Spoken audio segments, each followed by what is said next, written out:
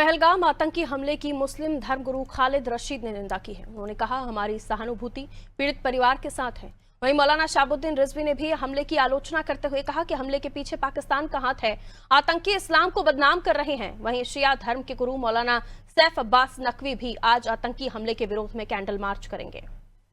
पहलगाम में जो terrorist attack हुआ है उसकी हम लोग सख्त अल्फाज में मजम्मत करते हैं और we condemn the terrorist attack in Pahalgam in the strongest possible words.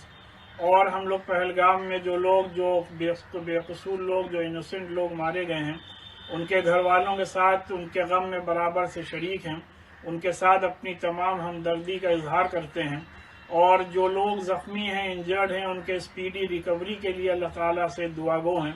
और उसी के साथ साथ हम जम्मू कश्मीर के अवाम से अपील करते हैं कि हर तरीके से अमन अमान कायम रखें और इस बात को यकीनी बनाएं कि अपने सरजमीन से दहशतगर्दी का हमेशा हमेशा के लिए ख़ात्मा कर दें। और इस बात को भी इंश्योर करें कि वहाँ जो टूरिस्ट गए हैं उनकी हर तरीके से मदद करें और उनकी सेफ्टी और सिक्योरिटी को इंश्योर करें। और हुकूमत से इस बात का मुतालबा करते हैं कि जो लोग भी जो भी कातिल हैं और जो भी दहशतगर्द हैं उनको सख्त से सख्त सज़ा देने को यकीनी बनाया जाए। कश्मीर के पहलगाम इलाके में जो आतंकवादी घटना हुई है, ये निहायत ही अफसोसनाक बात है। जितनी भी कड़े शब्दों में इसकी निंदा की जाए वो कम है। और इस्लाम के नाम पर, मुसलमानों के नाम पर जिस तरीके से आतंकवादी संगठन बने हुए हैं, चाहे अलकायदा हो, आईसिस हो, या लश्कर तैयबा हो, या लश्कर जंगवी हो, ये तमाम संगठन इस्लाम को बदनाम करने के लिए हैं। पूरी दुनिया में इस्लाम की तस्वीर को मस्त कर रहे हैं। और ये जो घटना हुई है, आतंकवादी घटना, जालिमाना है, जाबिराना है, कायराना है। इस घटना के पीछे पाकिस्तान का हाथ है। कल जिस तरीके से कश्मीर पहलगाम में आतंकवादी हमला हुआ और निहत्ते टूरिस्टों के ऊपर गोलियों की बौछार की गई और उनका कत्लेआम किया गया, ये इंतहाई अफसोसनाक है। इसकी जितनी भी मजम्मत की जाए कम है। और कोई भी मजहब, कोई भी फरका इस बात की इजाज़त नहीं देता कि मजलूम लोगों का खून बहाया जाए।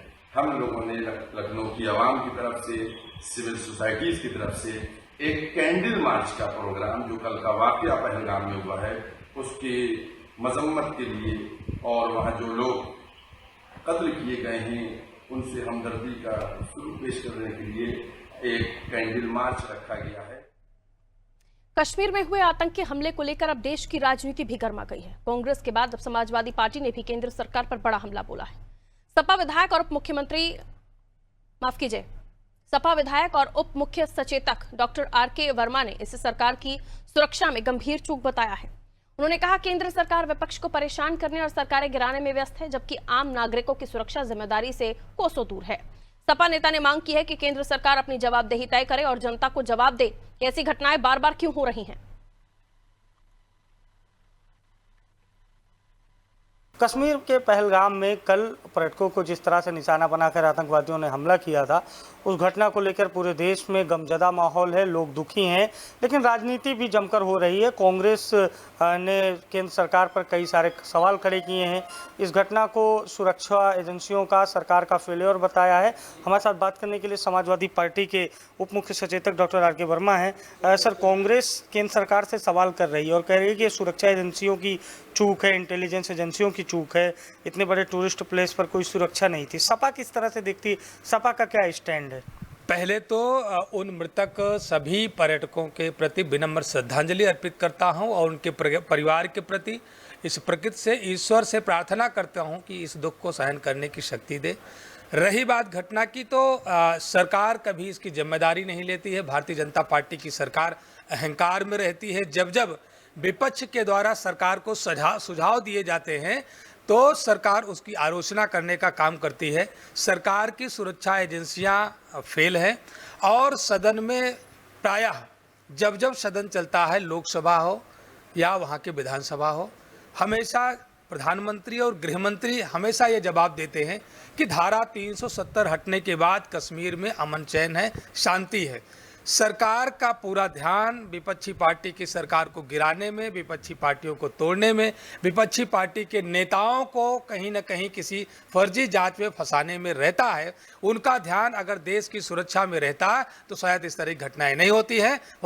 धारा 370 हटने के बाद दर्जन भर घटनाएं हुई हैं, जिसमें सैनिकों की मौत हुई है और वहाँ के आम नागरिकों की मौत हुई है, लेकिन सरकार उसके प्रति गंभीर नहीं रही। विपक्ष को इस बड़े मौके पर जब देश की सुरक्षा की बात हो तो कहीं ना कहीं लोग ये कह रहे हैं और सत्ता पक्ष कह रहा है कि सरकार के साथ होना चाहिए। सवाल विपक्ष सरकार के खिलाफ नहीं है। विपक्ष का काम है सरकार को सलाह देना, सुझाव देना, और विपक्ष हमेशा सुझाव देता है। समाजवादी पार्टी भी सरकार को समय समय पर सुझाव देती रही है, लेकिन भारतीय जनता पार्टी की सरकार अहंकार में आकर के केवल उसकी आलोचना करने का काम करती है। समाजवादी पार्टी हमेशा देश के साथ है और देश की सुरक्षा के साथ खड़ी है। तो ये हमारे साथ समाजवादी पार्टी के उप मुख्य सचेतक और विधायक डॉक्टर आर के वर्मा हैं, जिन्होंने साफ तौर पर कहा है कि घटना के पीछे केंद्र सरकार की जो एजेंसियां हैं उनकी बड़ी चूक है। केंद्र सरकार को जिम्मेदारी तय करनी चाहिए और ये जो फेलियर है इस पर ध्यान देने की ज़रूरत है। हालांकि इस मामले को लेकर कांग्रेस के बाद अब समाजवादी पार्टी ने भी केंद्र सरकार पर निशाना साधा है। पूरे देश में ज़्यादा माहौल देखने को मिल रहा है। हर कोई दुखी है क्योंकि देश के नागरिकों ने 2 दर्जन से अधिक संख्या में जान गंवाई है। कश्मीर में आतंकियों ने चुन चुन कर उन्हें गोली मारी है, लेकिन सवाल यही है कि आखिर इस पर लगाम कब लगेगी। सहयोगी शिवांशु के साथ अभिषेक शर्मा, लखनऊ।